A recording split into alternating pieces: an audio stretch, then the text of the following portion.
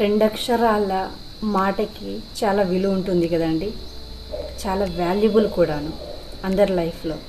ఎందుకంటే మనం వింటూ ఉంటాము, ఎంత పెద్ద దెబ్బ కొట్టినా పడతాం, కానీ మనసుని గాయపరిచేటటువంటి ఒక చిన్న మాట అంటే మనసు తట్టుకోలేదని. అవునా కదా? సో దానితోనే డిసైడ్ అయిపోతూ ఉంటారు, నాకు సంబంధం లేదు, వాళ్ళ మొహం కూడా చూడను అని ఒక పెద్ద శత్రువులాగా డిసైడ్ అయిపోతారు అన్నట్టు. అంత పారు ఉంటుంది ఆ యొక్క చిన్న 2 అక్షరాల మాటకి. కాబట్టి మాట మాట్లాడేటప్పుడు ఎవరి మనసుని నొప్పించకుండా మాట్లాడాలి.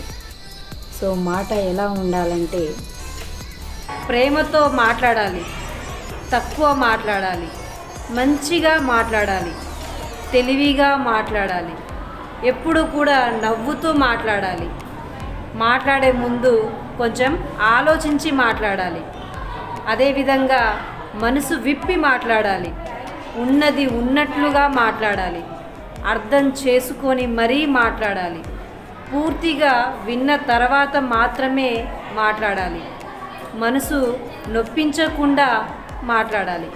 ఇలా పలు విధాలుగా మాటల్లో ఇంత అర్థాన్ని ఇచ్చే విధంగా ఉంటాయి ఆ యొక్క మాటకి వాల్యూ.